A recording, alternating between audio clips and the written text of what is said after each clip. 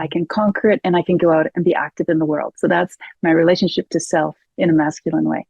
And then in a feminine way, it's I learn how to turn the camera inwards and how to bring something authentic about myself into a physical form, almost like alchemy. This episode is brought to you by Bulletproof Script Coverage, where screenwriters go to get their scripts read by top Hollywood professionals. Learn more at covermyscreenplay.com. I'd like to welcome to the show Kim Hudson. How you doing, Kim? I'm good. Thank you for having me. Thank you so much for coming on the show. Like I was telling you earlier, I really love your book because, and please remind me the name. I don't have it with me. The Virgin's Promise. The Virgin's Promise. Stories of feminine, spiritual, and creative awakening, sexual awakening. Obviously, we have to throw in the sexual awakening. Yes. Because it's interesting. You really kind of take the hero's journey, which is something that every screenwriter should know, even if they don't use it. They should know. But you turn it on its head a little bit and look at it from a feminine perspective. And I'm dying to kind of get into the weeds with you for it. But first, how did you get involved and how did you get interested in writing a book like this? Because there really hasn't, if am I mistaken, there's no other book like this, right? No, there isn't, which really surprises me. The biggest thing is that phrase, all story from all time is a hero's journey, has just embedded itself in people's psyche. So they're not really looking. They'll say, oh, well, there's the heroine. But no, that's the energy of a hero, a fear-based journey to conquer something, including your own fear, and win the day. It's a very externally focused story. And a heroine is just a woman doing that job. Right. Whereas this one is the exact opposite. This is about turning inward and awakening to your true potential, your sense of connection to who you are, what your talent is, what your sexual orientation is, something that's authentic about you. And then how do we go about first discovering that, growing it, and then bringing it to life? Now, what? Yeah. But go ahead. I was just going to say, I actually didn't answer your question. Okay, good. How did I actually get there? How did I? I think I grew up. I grew up in a family that highly valued the masculine, and so I just tried to do everything I could. I played ice hockey. I became a geologist. I jumped out of helicopters in grizzly bear country. I was really giving her. Wow. And even then, I started to recognize that when I was alone after the helicopter left, I did things in my own way. And I was actually good at finding patterns of mineralization, all those kinds of things, because I was trusting my intuition. I was going inward and discovering where that would take me. I trusted walking into the unknown. And all of these things are parts of a virgin journey. And virgin, I always have to say this, if I had $1 for every time, virgin is what I mean is the original meaning of it, which means to be of value, to seen for your value, just for being yourself, like a virgin forest. It's commonly used in Jungian thought. So not as virgin as in the 1980s comedies. Yeah. Not as like men can count on you haven't been taken before, Right, virgin kind of scenario. Yeah. But it does actually mean, going from virgin to an active person and knowing sort of what you like and don't like. It's actually is that. It's awakening to your sexual orientation. That's one of the most fundamental ways of finding your authentic self. It's really interesting. It seems to me from the short conversation so far that it is an inward journey more than an outward journey. That's exactly right. Yeah, because the hero's journey is all about conquering the dragon that is in the cave that is guarding the treasure. Where this one is about conquering the dragon inside of you and discovering who you really are, which is, man, it's literally the flip side of the coin of the hero's journey. Literally. As a matter of fact, as a hero, you're conquering, you're controlling, you're taking control over something outside of you. But actually the dragon inside you, you're welcoming. You're exploring, what does it want me to know? What's it's the opposite in every fundamental way. I've said on the show many times, I'm surrounded by feminine energy constantly. I have no testosterone anywhere near me at any time. I have women. I've been around women my entire life, single mother, the whole ball of wax. So I understand more than most about feminine energy, not anywhere near as much as obviously you, but I do have a better take on it than most men do. And I've grown older, what you're talking about is really interesting because I think at the beginning of a man's career or a man's life, a boy's life, we are about conquering. We are about showing physicality. We are about going and grabbing the gold or the treasure and bringing it back. Brass ring. Yeah, all of that kind of, macho testosterone thing. But as you get older, even the toughest guys that I know, Navy SEALs and other people like that, they start to, when that's done, they start to look inward. And then the beginning of that journey starts at a later time in a man's life.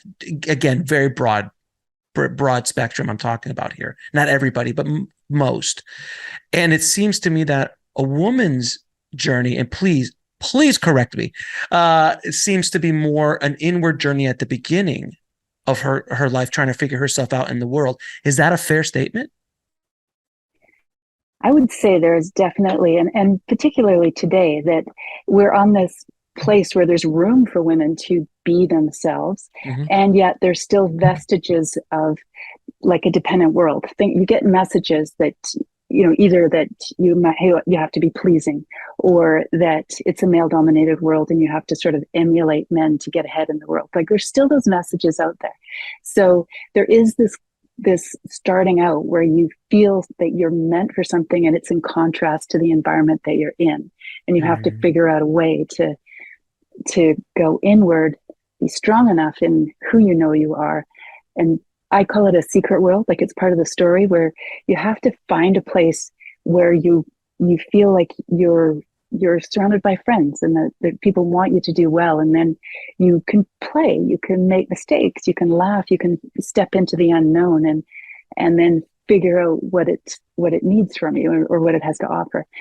So we have that when we're young. But I would actually say at the time when, like, it's a circle. So your children leave and suddenly all your roles have drifted away, and you need to go back again. You need to circle back and find out, who am I now? I'm not the same person that I was when I first discovered myself. And you're sort of born again. You're sort of learning again to find out who this authentic person is today, and then be that person in the world. So let's talk about the actual journey of the Virgin archetypal journey, which in the hero's journey, we all, call to adventure and, the point of no return and all these kind of terms that Joseph Campbell so beautifully built out. And then Chris Vogler talked about it so beautifully for the film industry. What are those key points in the Virgin journey? Okay, I'll do my little party trick. I think that in 5 minutes, I can tell you a Virgin story. Okay. And it can, if you'll hold in your mind, even something like Joker or Billy Elliot or Coda, Black Swan, all of these are really great examples of Virgin stories. So I'm going to tell them in a certain order, but one thing I've discovered is it's non-linear. So you actually could tell these beats in any order, but those beats will fundamentally be part of the journey. Okay, so the Virgin starts out in a dependent world where messages around her tell her how she should behave. But there's a price that she's paying. Either she's aware of it and she's hiding it, or she's even asleep to her own potential, but she's paying a price for conformity until one day she gets this opportunity to shine, this little taste of what it would be like to be herself. And she takes it. She likes it. And it's usually almost this moment of alchemy where the dancer gets the shoes and just the putting them on seems to activate something, or sexual orientation becomes clear because they take off their clothes and suddenly they know what they want. So now that they know a little taste of it, they want more. So they create a secret world because they're not ready to blow up their dependent world. These are actually their family, their home life. So what they do is they create a secret world so they can go back and forth between the two. And then the secret world, as I mentioned, they're learning to become more connected and playing with what it might look like. And They've got friends, they can make mistakes. But that going back and forth is crucial. They're learning the contrast between what they think they want their life to be and what their life is, and why those differences have to exist. And they're kind of building a bridge until one day they start to expand to the point where they just can't stay contained. And the two collide. Their two worlds, their dependent world and their secret world, collide and form one. And the kingdom goes into chaos. A lot of pent up energy. There's synchronicities that have been held together. Suddenly there's permission and things start blowing up. But there's this moment where she recognizes, because of all that back and forth, that she can give up the belief that she had to behave that way she did in her dependent world. She gives up the belief that was keeping her stuck. But that's not the same as going forward in a new life. So now she's wandering in the wilderness. She's trying to figure out, well, I could go back and take everybody out of their pain, all this chaos, but with the full knowledge of that I actually have more potential than this. Or she could go forward, but there's no tangible proof that she could make a life. But she chooses her life because it's not really living unless she chooses to be herself in the world. But when she makes herself visible, someone, and it even could be herself, decides that is worth protecting, valuing, and I call it the reorder or the rescue. And so the world reorders so that there's a place for her to be in her natural shining form. And the amazing thing is the kingdom discovers that it needed what the virgin had to bring. Either there's now unconditional love in the world, or there is a new talent that she brought that has offered something new to the world, and it's better off. They often do a montage here. And that's the virgin story.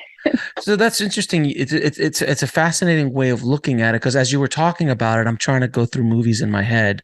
I'm like, where is, like, my computer is like, tick, tick, tick, like trying to figure out where you can place these, because the hero's journey, there's 1,000 of them, but this is interesting. But you said the word Joker. So this doesn't particularly have to be a feminine heroine. It could be male, because it seems like it's an internal journey. It seems, as you were explaining it, almost spiritual in nature, in the way that you're trying to find the authentic voice in you. So like if you're Billy Elliot, all I want to do is dance, but the world around me doesn't allow me to do that. So it sounds like, okay, Billy Elliot, I get, but Joker's a really dark version of that. So can we break down, because Joker's a very popular movie. I love Joker, one of the best movies of that year, and arguably of this last decade.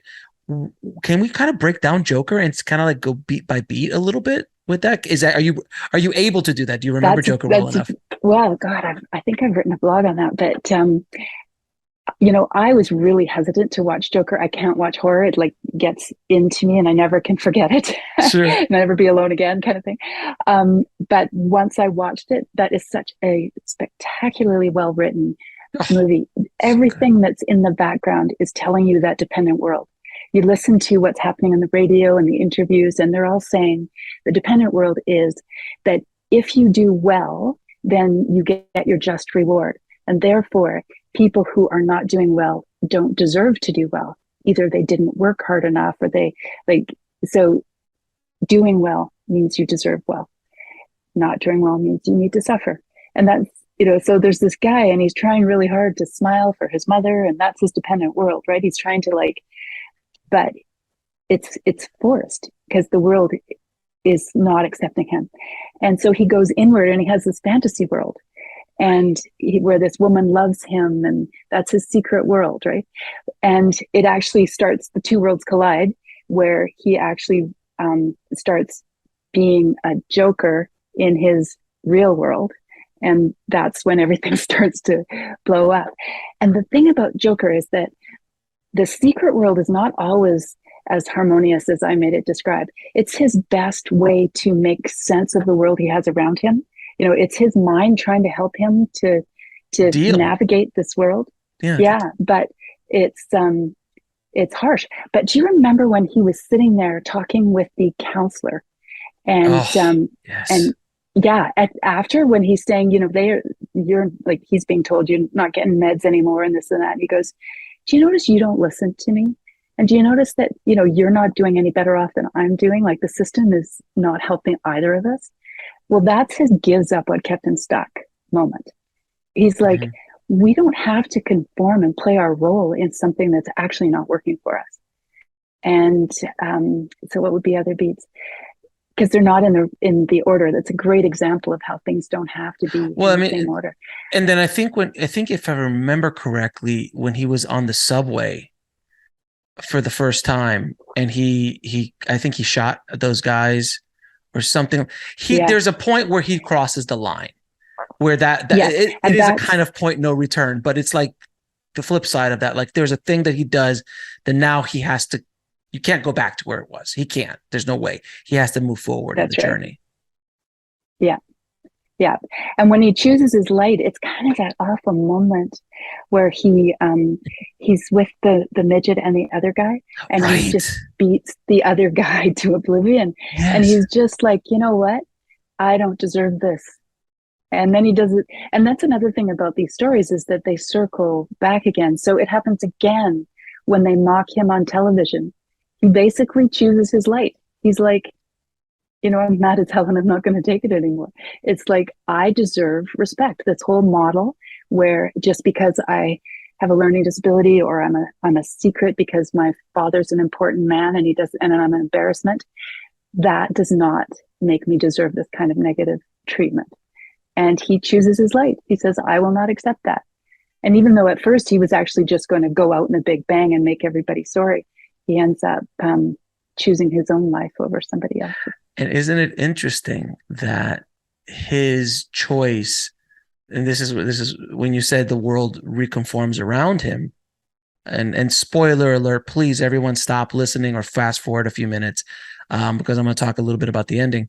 But when he does all the things he does on the Robert De Niro Tonight Show thing, Yeah. and he basically causes a riot.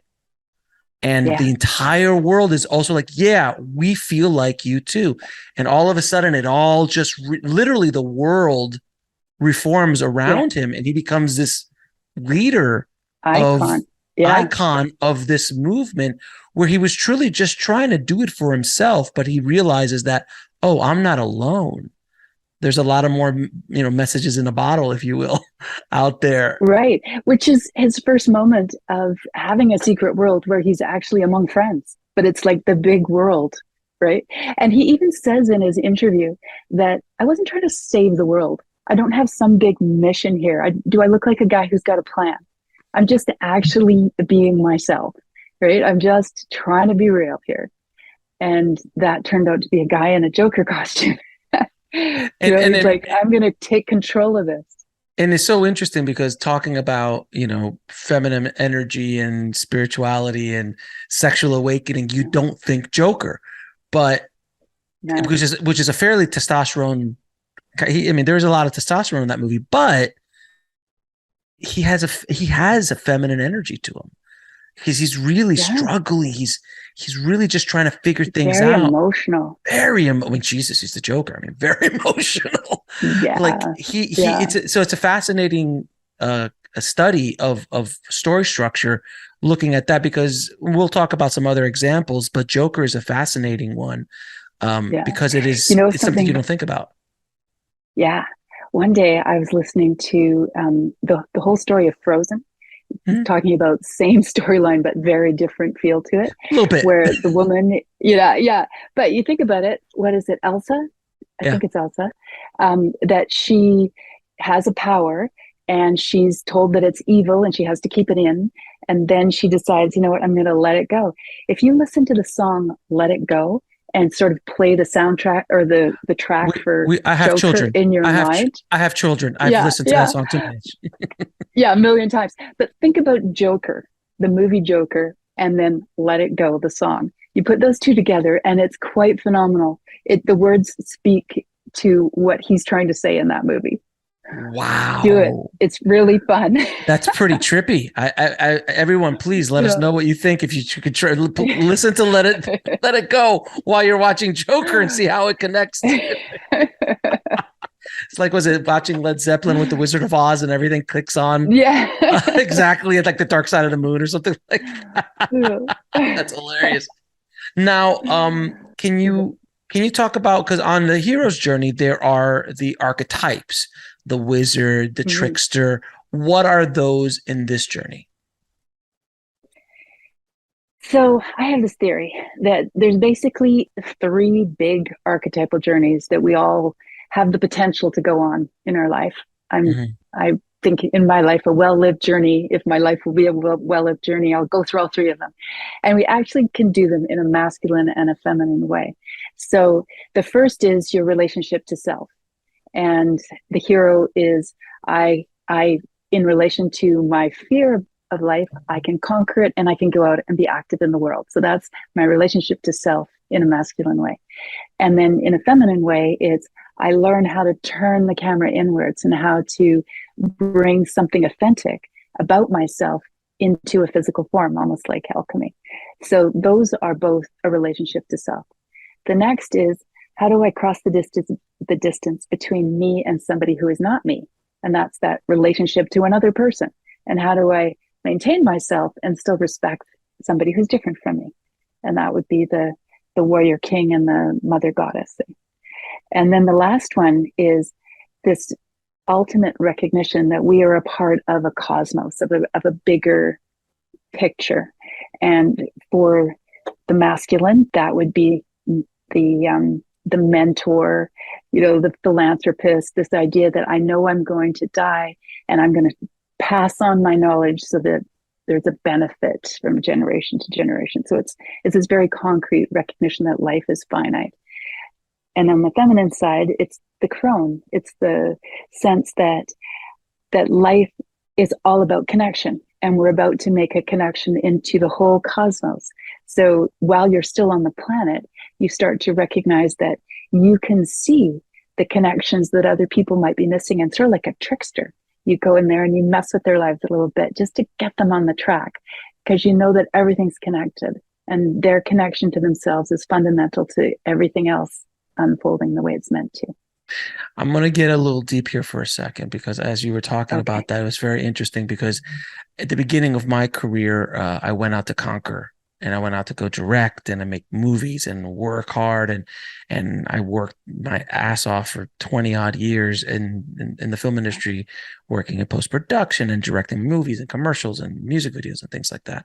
And it was a very outward hero's journey. It was very out, must conquer, conquer, conquer, conquer. But then, which is what's interesting, I looked inward when I was unhappy. I was lost for a little while. I opened up an olive oil company, and a lot of people who listen to the show understand that's a whole other story. So I got a little lost, and then I looked inward. And when I looked inward, I said, I need to bring out my authentic self and help the world. And that's when I launched this show. The Indie Film Hustle shows first, and then the Bulletproof Screenwriting afterwards. But I launched that show. And by being my authentic self, very much like the Joker, not trying to do anything other than just try to help whoever listened, it grew into where we are today, and is where I found my true happiness. Even though I still enjoy going out and directing and the external, my true happiness is here, talking to you, sharing information. That's a completely inward, spiritual, almost look inside of what I'm doing. Does that make sense in the journey for you? Absolutely. Yeah. And I find that there's two fundamentally different understandings of power.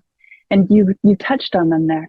When you're in the hero mode, it's to assert your will even against resistance. That means hard work, long hours, overcoming obstacles. But in a virgin world, power comes from knowing yourself and then bringing that self into life and then supporting others in doing the same. And it's extremely powerful. Oh my God. It's so powerful, in fact, that in the time period where I was doing the external hero's journey, let's say, I would have killed to have access to the people that I get access to now, or who reach out to me now. It's fascinating. I have Oscar winners and I have legends and people in the film industry who want to be on my show.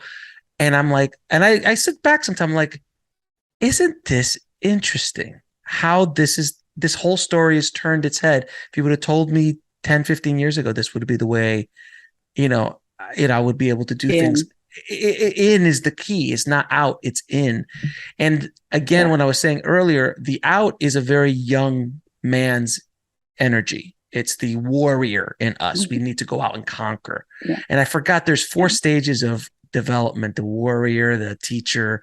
I forgot the 4, but there's these 4 archetypes that someone much more intelligent than I Someone else is not. Yeah. said these 4 things, and I was like, oh, that's so true. Because when you're young, you're a warrior. You go out to try to conquer, to show off Hmm. physicality. But as the years go on, the physicality starts to go in, and you start to go inward, and you want to become the teacher or the mentor or and other thing. There's a couple the other 2 stages, but it's so true. But it's so powerful that now, by going inward, coming out, being authentic, and trying to help others, is when all of the things that I was kind of looking for in the warrior journey is now literally handed to me on a plate, where I can, I make Right. relation. It's just interesting. It's just fascinating. Yeah. Hopefully people listening, this is a little bit more of a philosophical, spiritual, and screenwriting conversation, but it's so true. The reason why the Yeah. hero's journey connects with so many people, it is a metaphor for life. We all go through a hero's journey at one point or another.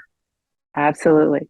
We need to do both. Like, I am never going to say that The Virgin's Promise is a better story than The Mm-hmm. Hero's Journey. It's, in life, we need to do both. Like, there are things to be afraid of. We do need to, like, set a goal, plan to not fall into every pitfall that, life is offering.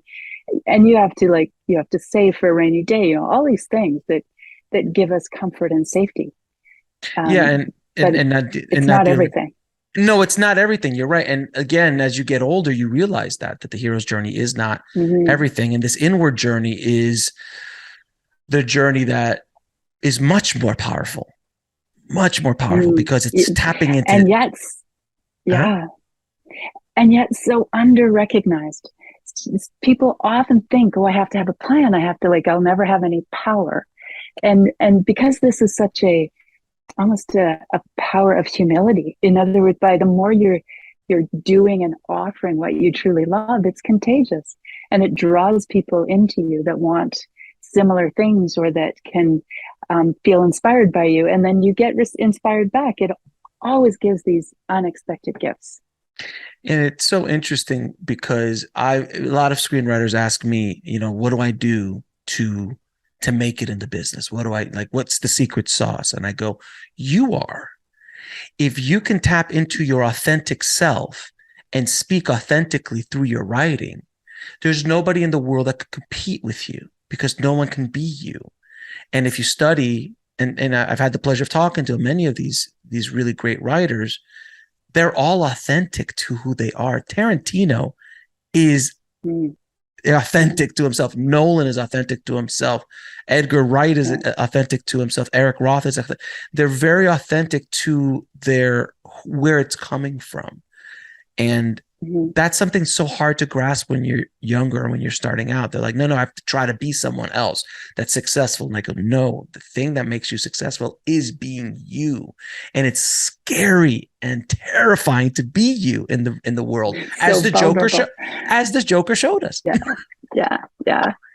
One of the things, the screenwriting advice that it really bothers me is that you need to have constant crisis, that you have to have ever bigger obstacles to overcome. And people think that it's not an interesting story if you're not constantly showing this fear. And really, this inward story is the quest for love. And love is not always euphoria. Like, there's heartbreak and there's all these things, but you fall in deeper into them. These are not obstacles to overcome, except for things that you need to explore. Like, you don't fight back and push away. You actually go, okay, I'm curious about that. And the screen should spend time looking at a person's face and figuring out, are they wandering in the wilderness? Are they giving up the old belief, making room for something new? Like, these things are the challenge. And we want to see people feeling joy and finding their moment. And it's like About a Boy, when he stands on the stage, and Little Miss Sunshine, when the whole family gets up there, because Gladys, I think is her name, she wants to do a strip song. So good. It's these, there's, it's so good. And it has nothing to do with conquering some sort of, or achieving a goal. It's about being in the moment and feeling passion and standing up for something. Well, story is about conflict, but it doesn't have to be external conflict. It could be internal conflict and internal journey that has to go through. And there is, I mean, so if we analyze, and I know what you were saying, like you have to have conflict all the time. Well, interesting situations happen when there is a barrier to break through. So if you don't have a barrier to break through, and that could be an internal barrier, it absolutely could be an internal barrier. You look at Little Miss Sunshine, as such a great movie. I have to watch that again. I was talking to my wife last night. We gotta watch Little Miss Sunshine. I don't remember it as well as I remember the ending. So good, but but there was some external conflict there, if I remember correctly. But it was truly about her and her journey to express who she truly was. As insane as that end sequence is. But also, it was about the dad who had this belief that he had to be conquering the outside world. And when he was finally authentic in his love for his daughter, he was humanized. He brought his whole family together. And that turned out to be way more important than anything else he was trying to do. Which is the moral of that story is like when you are able to touch the inner world and be authentic to yourself. I mean, it's funny because I've always told this joke. It's like, as you get older, you give less of a crap about what other people think. Like when you're younger, you were like, oh my God, what is anyone going to think? Like my daughters are terrified of what I do in public. And I'm like, oh, this is so much fun. So I try to embarrass them as much as possible. But as you get older, you know, when you get to the 70s, 80s, and you see the old man without a shirt on, in his flip-flops and his long and his underwear, going out to get the mail, and he doesn't care at all. That's the other extreme of that scenario. He is arguably very authentic to who he is. Yes. Right? Am I wrong? And he's really figured out what really matters. In his world, his mask is gone. I mean, this is an extreme version, but his mask is gone. And you know, all the stuff that we put on, like the suits or the armor, if you will, to go out, he is literally out there. He's got the my world, he's in my world, he's a crone. He's the one that's like showing us that really, does that matter? And, you know, like really, you know, think about what you're thinking matters so much, and know that you could just be free and everything is connected. So there's certain characters, like I know you mentioned in your book, like the whore and the virgin and the femme fatale. Can you, like, when I was thinking like Pretty Woman, is Pretty Woman an example? Is there versions of that in Pretty Woman, or is it very similar to just a hero's journey? Oh, I think Pretty Woman is a very much a virgin story. Okay. She believes she's only worthy of bums. And then through this sexual experience, she discovers that she has a talent for business, and she's interested in something, and she wants more for herself out of life. So to me, it's absolutely a virgin story. And really the shadow side of the virgin is when she herself becomes disconnected from her value. That's what the whore is. Basically, where she has lost her sense that she is intrinsically worthy of love. And so then she doesn't take care of herself in the world. And it's an internal mentality that reflects in the way she's presenting herself. And sometimes it's because the environment has so consistently shown she's of no value that it sinks in, and that disconnection needs to be reversed and turned into reconnection. And so, go ahead. Well, I was just going to say it's the same for the femme fatale, in that if that's the second journey of the feminine, where she needs to cross the distance between herself and another person, and she's lost herself. She's manipulating another person in order to have power in the world, whereas she hasn't recognized that she has her own type of power, and that she needs to bring that into her consciousness, and then she can exist in the world. So like a fatal attraction. So like a fatal attraction, let's say, or a basic instinct. Those two characters don't realize that they're double indemnity. or Double Indemnity or Dress to Kill or any of these kind of characters who are using manipulation, using their sexuality, using other things to manipulate people because they have not again gone inward to understand. And something happened to them in childhood, something happened to them in the world. That story, that's the narrative that they've built up. They're like, I've got to be this way to survive in the world. Is that a kind of and what it's done is that it's caused them to disconnect from the fact that they actually are powerful, that they have their own, their own sense of love for themselves, and that could be enough.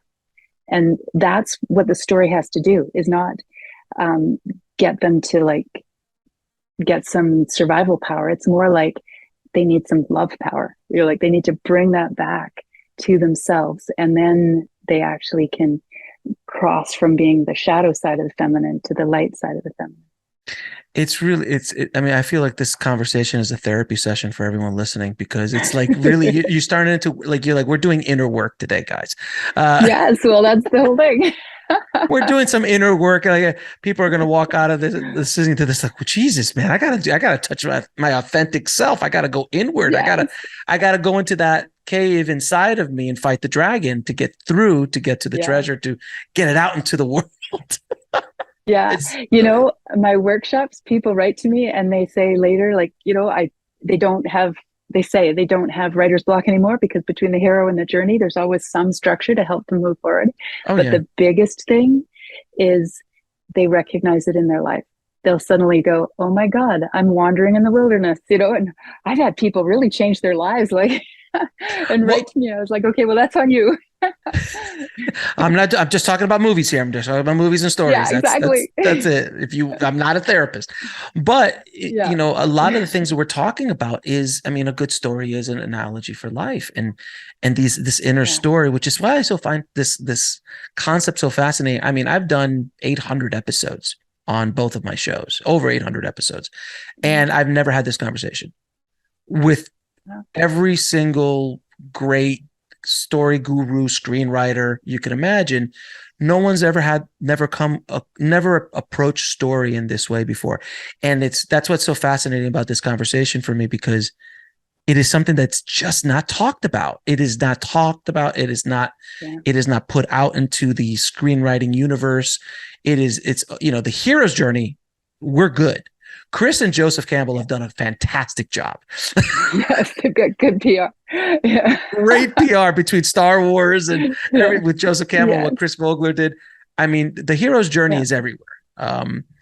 Save the Cat and all of this stuff. But this inner journey is interesting. What other movies can you come up with that are great examples? Because I want the audience to really kind of have reference points. Okay, so Jojo Rabbit, that's got the obvious secret world in it, and he's trying to conform to the Nazi ideal, and it's just eventually not working for him. He changes his clothing. We can see that stresses the part where he gets back to his mother and family. So that's one. Coda, that was just fabulous. Her dependent world is like her non-hearing family needs her, and yet it's contrary to what she needs to do for herself. So that was a great one. Good Luck to You, Leo Grant. Did you see that one? I did not see that one. No. It's on Netflix. It's new, and it's Emma Thompson, who hires a male prostitute to help her, with an awakening. It's really good, and it does follow the beats. Their secret world is in that hotel room. The wife, where her secret world is that she's a ghostwriter for her husband, and the clashing of the two worlds is at the very beginning, where she has to be the dutiful wife when her work is actually getting the Nobel Prize, and that causes this it's a fabulous story. God, there's so many. Brittany runs a marathon. Lady Bird, An Education. Black Swan, you said Black Swan as well. Black Swan, definitely. Carrie. There's one called Love, Honor, and Obey, there's another one that I would never watch. Elliot Grove out of Brain Dad said, watch this. And I was like, okay. And I watched like 5 minutes. It's about a home invasion and this couple that gets brutalized. But anyway, I watched it for 5 minutes and I turned it off. And then I was like, I am a professional. So I turn it back It's on. just a story. These are Yeah. actors. This is direct. Look, there's lights. I mean, Yes. come on. Yes. Yes. And I tell you, it's sort of a black comedy, and it's about a woman who is forced to recognize what she's accepting from her husband. I don't want to give away too much, but it is a fantastic movie. Is Sleeping Let me with the see. Enemy. You remember the Sleeping with the Enemy? Which was Julia I Roberts. saw it a long time ago. Yeah, I was yeah. remember it just came Do to you- my head. I was like, maybe that's one as well. yeah. Well, I mean, it does make sense. There's a lot of inner work, beliefs that need to be let go to get away, right? It's that kind of a thing. Virgin suicides. That's another one where the mother has been so oppressive that they can't move forward. The Shape of Water is a great one. Oh, yes. Yeah, It's yeah. fascinating Where that she's just there's so many examples, like you're saying, that's been oh, under La our La nose. Land. Oh God, yeah, La La Land as well. Yeah, I mean, trying to get her inner talent into the world. so there's been so many examples that have been under our nose, but no one's really ever called it out before. Like, no, Yeah, yeah. this is the story, guys. This is the Yeah, yeah, story. the pattern hasn't been described, but you see, the theory of archetypes is that it's in our unconscious, that it's there for us to help navigate through life. Right. And Joseph Campbell made one visible, so it's a lot more you can get to it. And I made another one visible. So, and in my mind, there's four more. So I'm working on those, by the way. Are you working on the other? You're Yeah. working on the other ones? Yeah, yeah. My next one will be the how to cross the distance between you and somebody who is not you. So Interesting. the archetypes of marriage, really. Oh yeah, I have been married for a long Yeah, time. I there'll understand. be. Now, Yeah. there's something that the title of your book mentions sexual awakenings, and this is something I just wanted to kind of touch on Mhm. because those films sometimes they're done perfectly and really well. Sometimes they're not. Mm. They're approached at there's a male energy or it's just that's Yes. not done correctly. So can you give me Yeah. an example of a good one and a bad one, and the reason why it's good and the reason why it's bad, if you can? Well, the 40-year-old virgin actually is a great example of delayed and then that final moment of awakening. It actually follows all the beats. Another one that I've always loved is New Waterford Girl. It's a Oh, Canadian film, and yeah, she lives in a small town in Nova Scotia where you're very limited and you should always stay on the island. And she wants to be an artist, so she fakes a pregnancy. She notices that pregnant girls get sent away, and so she fakes a pregnancy.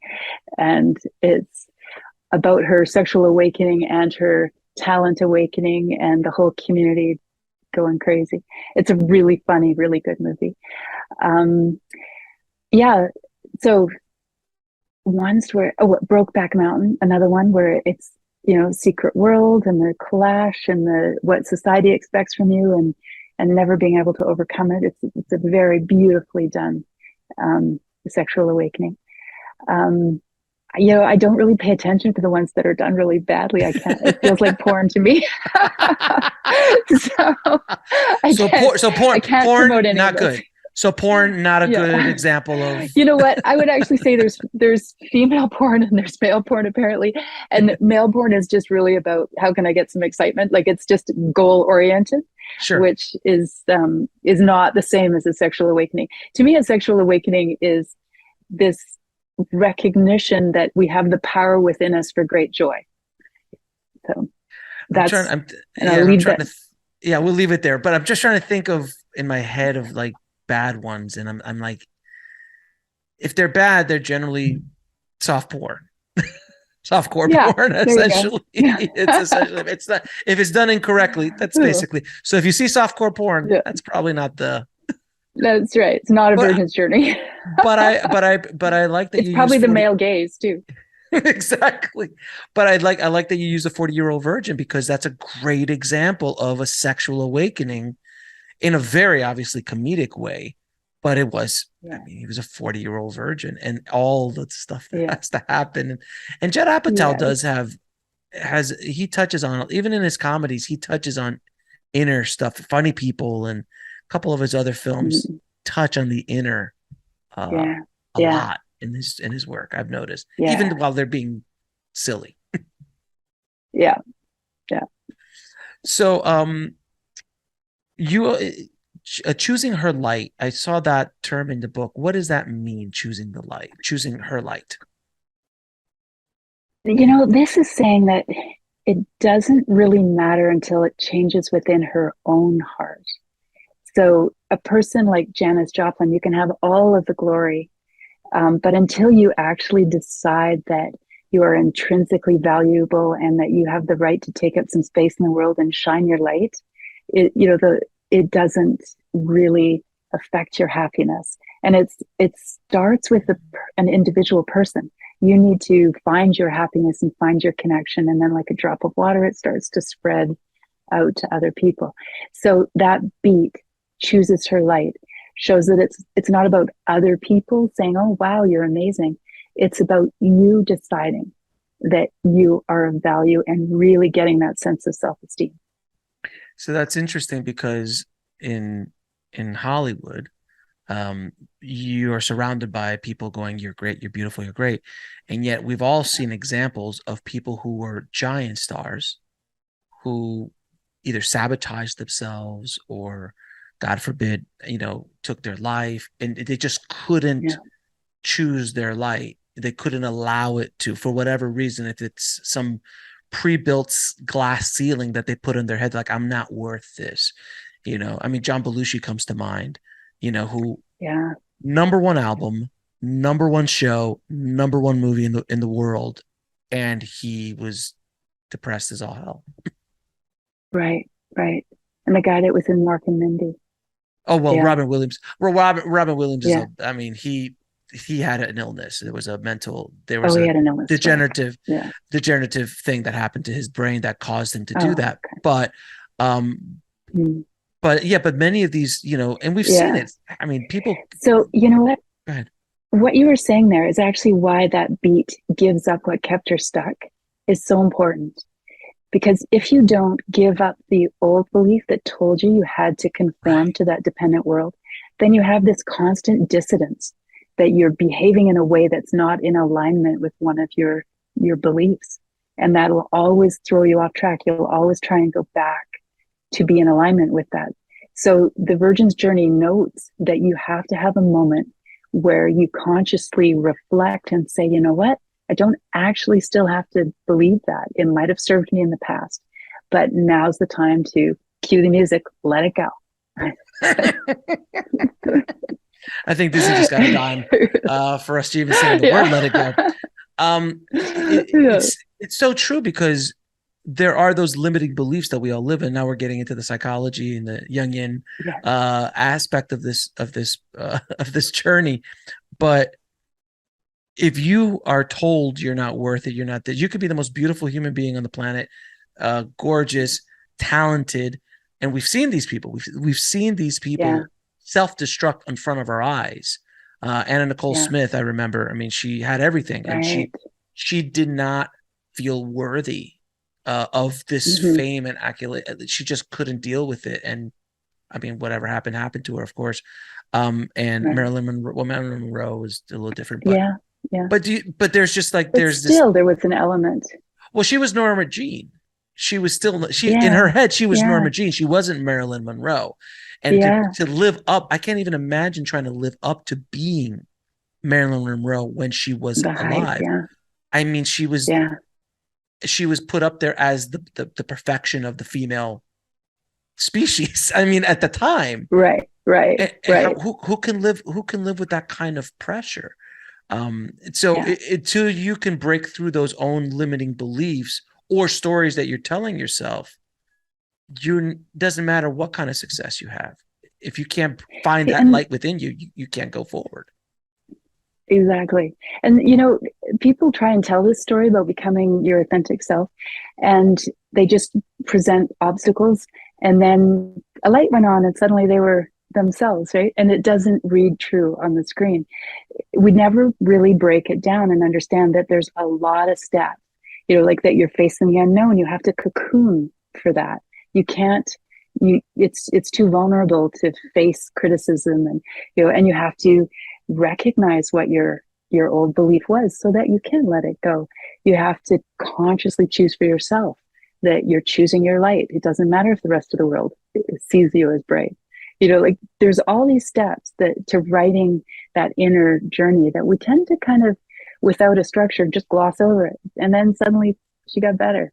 She's like, boom, one day she just found her light and it's done. And it's all yeah, over. Yeah. There has to be scenes that they are consciously figuring that out in one way, shape, or form. And that's interesting. It's an interesting way to write it, make it interesting when you see that, because it's inner work. So it's hard to put that on the screen. So there has to be. Yes. How would you do that? How would you do that? How would you? So give me an example. I don't know if did you ever see Ever After? Of course. It's a story. Yeah. Oh, you've got kids. Yeah. So there's this moment where she's been to the ball and everything's blown up and she's just like, okay, it is what it is. I'm just going to work hard again. And she's talking to her stepmother and she says, was there ever a moment that you felt love for me? Because you're the only mother I've ever known. And the stepmother says, how could I feel love for a pebble in my shoe? And then you see Drew Barrymore just, okay, I accept that. I've been trying to find love from somebody who will never love me. And just in a look, she gives up what was keeping her stuck. She boldly asked the question, she got the answer, and she accepts it. And so a whole beat done in just a look. That's a really interesting. You're absolutely right. How many times have you gone to your parents looking for something, or gone to a spouse or a girlfriend or a boyfriend looking for something that they're just not going to give you ever? Yeah. And then you go, oh, okay. I get it. I get it now. I need to move on. It's okay now. Thank you for letting me off the hook. Exactly. Exactly. Another movie came to mind, Enchanted. Oh yeah. That one is if you start looking at that journey, it's very inward. Like at first she's a cartoon princess and has to stick within the world of being a princess, and slowly she starts to realize, no, I'm worth it. I'm not just I'm a human being, and I want to go do this and I want to go do that. And she awakens within herself. I have a full range of feelings and I want all of that authenticity to be in the world. Yeah. And boy, the Amy, she just plays it so deeply. Somebody could have played that very superficially, but she got the whole virgin, and if the actor gets it in their heart, it just flashes onto the screen. It's really quite something. She should have gotten an Oscar for that performance. She was so good in that. She's an amazing actress, but she is. She's perfect. Now tell me about where can people find your book and the work that you're doing? It's on Amazon, both, all the kinds. It just recently got re-released, I think. So that's nice. It's through Michael Weesey Productions. And how about your website? Question? And your website, and where people find you and your course? Storyarchetypes.com is where my website is. That's a good URL. That's a good URL to have. And I'm going to ask you a few questions I ask all of my guests. What advice would you give a screenwriter trying to break into the business today? Well, the one we've been talking about is be authentic. Yeah. Be authentic. Embrace your light is what you're saying. Yes, choose your light. Yeah. Now, what lesson took you the longest to learn, whether in the film industry or in life? The let it go. I have a friend who's a psychic who says she's never met somebody who hangs on to their pain so long. So I'm afraid this is my life lesson. Fair enough. Gives up what kept her stuck. And 3 of your favorite films of all time. Oh, okay. Chocolat. Yes. Enchanted. And I'm going to have to say Joker. Wow. Well, or Parasite. They're both amazing. And they're all virgin stories. What an amazing collection of films. That's amazing. Great collection. Kim, it has been a pleasure talking to you. Thank you so much for putting this out in the world. And I'm going to do my darndest to get this information out to the screenwriting public, because it's something that's just not talked about enough. And I think it's a new way to approach story. And one last question. Can you have the hero journey and the virgin's journey overlap each other in the same story? Yes. As a matter of fact, it's not a person, it's an energy. And that energy, the hero or the virgin energy can pass through the same person. But if you want an example, just if you were trying to, like screenwriting, figure out how do I put the two together and have the stories work, Frozen, the two characters, Anna and Elsa. Anna's a hero, Elsa's a virgin. And you watch them connect with each other. There are stages, the rescue reorder, that's a place where the hero crosses over with the virgin story. So does it have to be two characters, or can this be in one character and do both? It can be both. Yeah. So, there's tons where ever after she saves herself. The original writing of the Pretty Woman, apparently she saved herself in the end, and then he came back and they rewrote that. Yes, they did. But there's lots. Yeah. So you definitely, and we'll know this in our own lives, that you can be the hero in your own life, and you definitely need to be in charge of your own virgin's journey. We will leave it at that. Kim, thank you so much for being on the show. It's been an absolute pleasure talking to you, and thank you again for the work that you're doing. Appreciate you. Yeah, you're welcome. Thanks for having me. This was lovely.